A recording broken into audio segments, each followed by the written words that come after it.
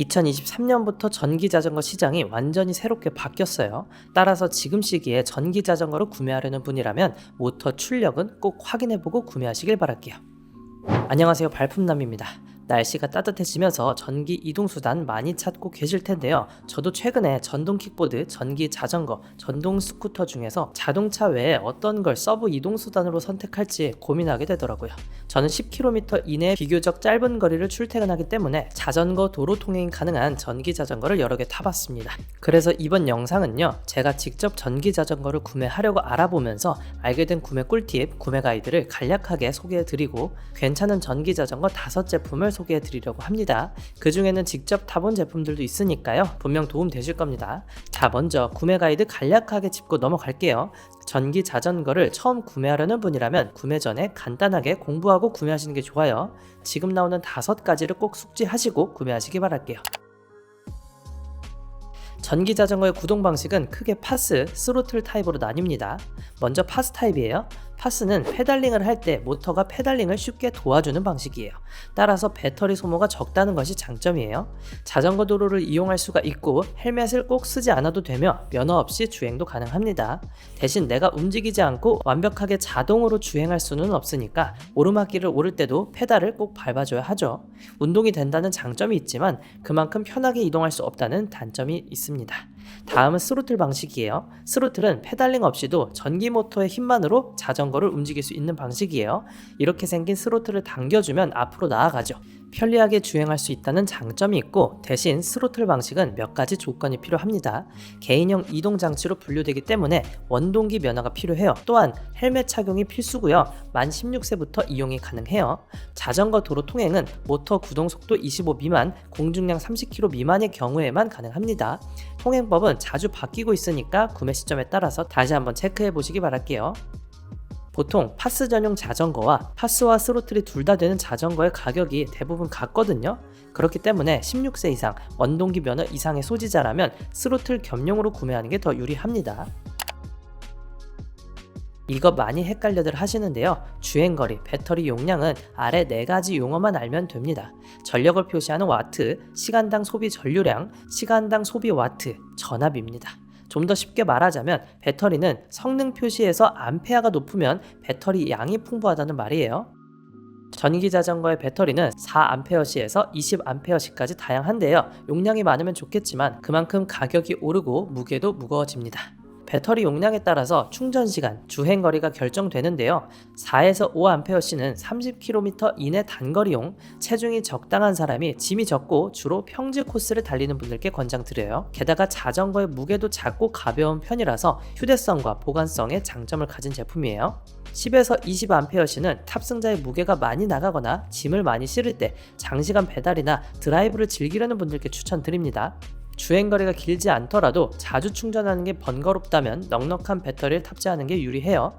일반적으로 50km 이상의 주행 목적이라면 10A 이상을 추천드릴게요. 그리고 경우에 따라서는 와트시로 표기하기도 하는데요. 이 점은 지금 나오는 화면을 간단하게만 참고하시길 바라겠습니다. 다음으로 주행 거리는 전력과 전류, 전압 공식을 통해서 알아볼 수가 있는데요. 하지만 이건 최대 전력을 1시간 동안 사용할 수 있는 계산법이라서 변수가 많아요. 그래서 차라리 제조사에서 제공하는 스펙시트를 보는 게 마음은 편하실 겁니다. 대신에 대부분의 업체에서는 최대 주행 거리를 가벼운 주행자가 가장 낮은 출력으로 주행했을 때 최대 거리로 표기하거든요.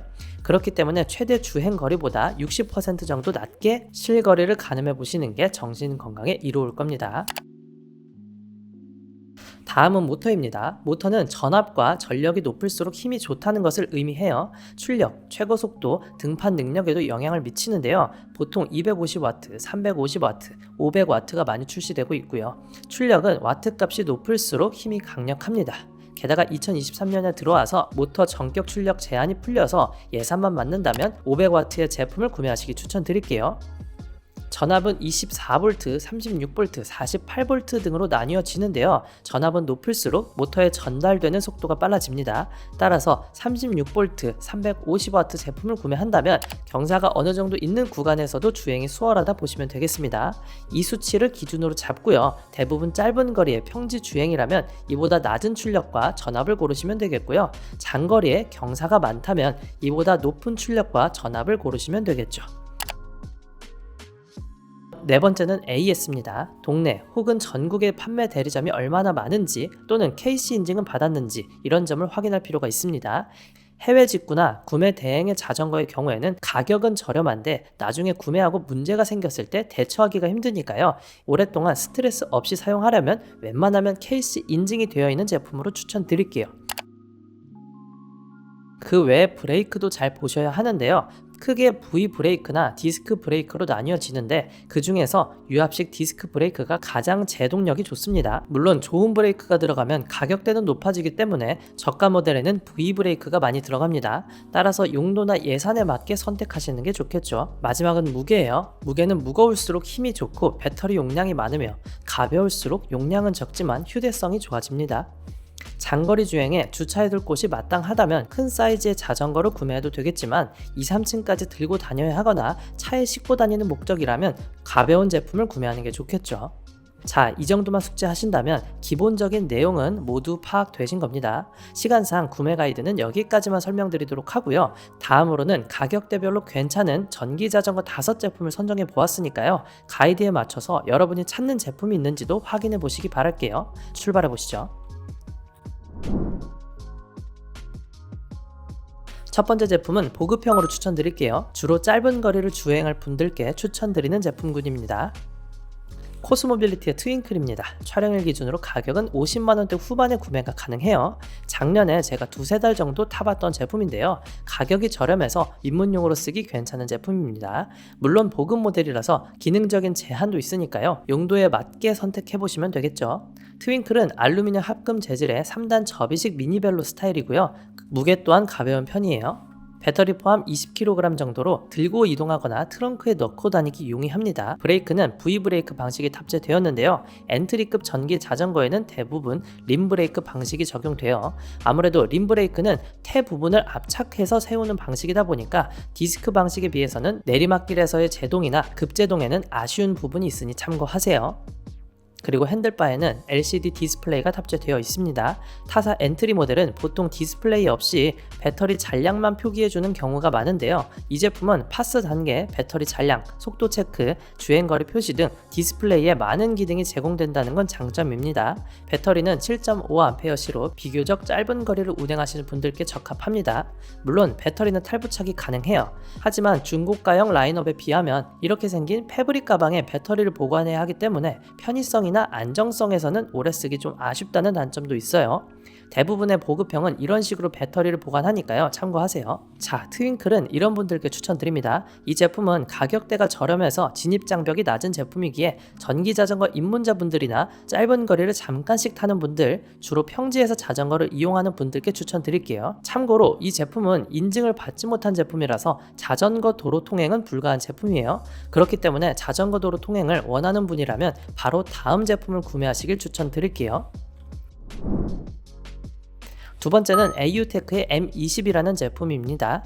자전거 도로 통행이 가능한 제품입니다. 게다가 쿠팡 기준 로켓 배송이 되기 때문에 바로 다음날 제품을 받아서 탈 수가 있습니다. 촬영일 기준으로 51만원 정도의 구매가 가능해요. M20은 라인업이 일반 모델, 플러스, 맥스, 듀얼 여러 종류가 있는데요. 이 표에 보이는 스펙은 가장 기본 모델로 적어 두었습니다.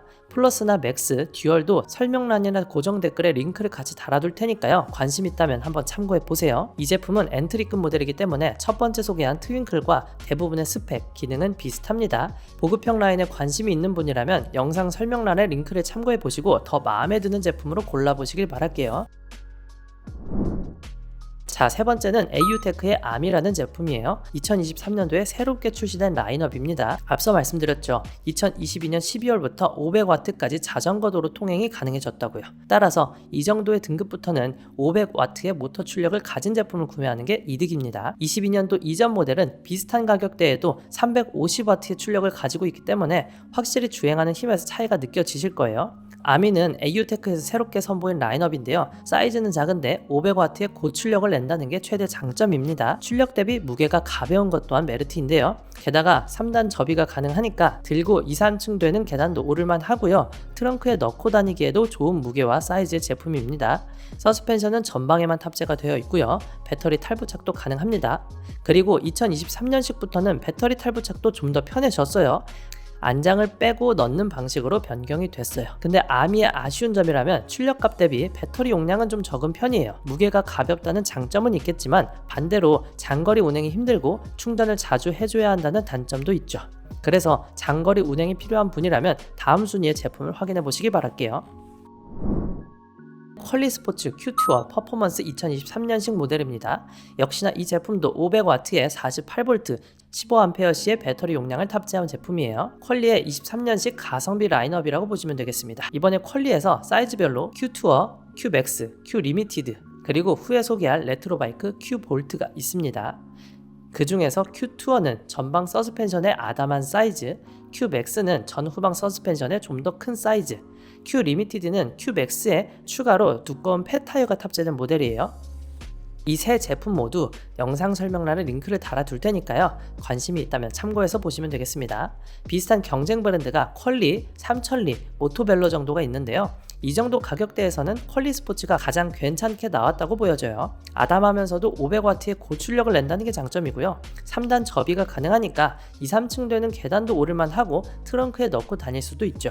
게다가 무게는 좀 더 나가더라도 아미보다 장거리 운행이 가능하다는 것도 장점이고요. 다만 크기가 아담하고 서스펜션은 전방에만 탑재가 되어 있기 때문에 이 제품은 평지 위주의 적당한 거리를 운행하려는 분들, 다이나믹한 주행보다는 편안하게 라이딩을 선호하는 분들, 몸집이 그리 크지 않은 분들께 추천드리겠습니다. 만약 좀 더 다이나믹한 드라이빙을 원하거나 좀 더 큰 사이즈의 자전거를 원하시는 분들이라면 링크를 통해서 큐맥스, 큐리미티드도 한번 확인해 보시기 바랄게요.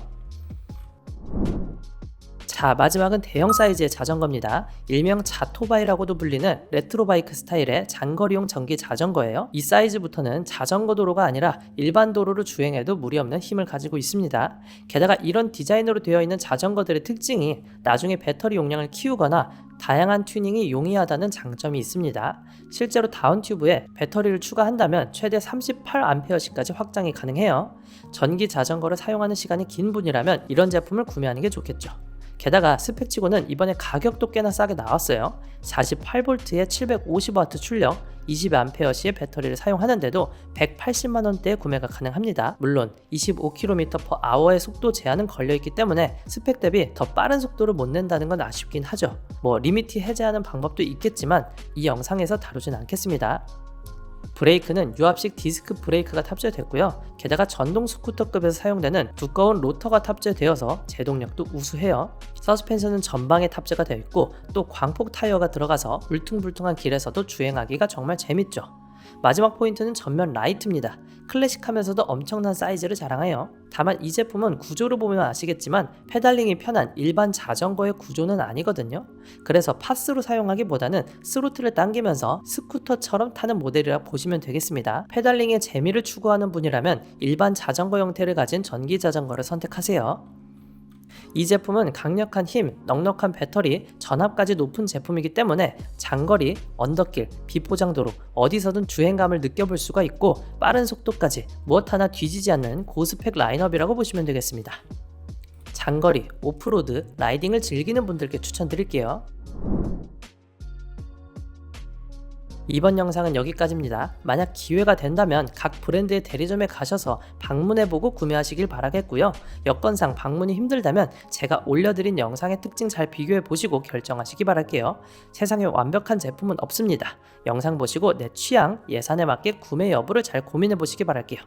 언제나 선택은 여러분의 몫입니다. 그럼 오늘도 합리적인 구매하시기를 바라며 저는 인사드리겠습니다. 오늘도 득템하세요. 고맙습니다.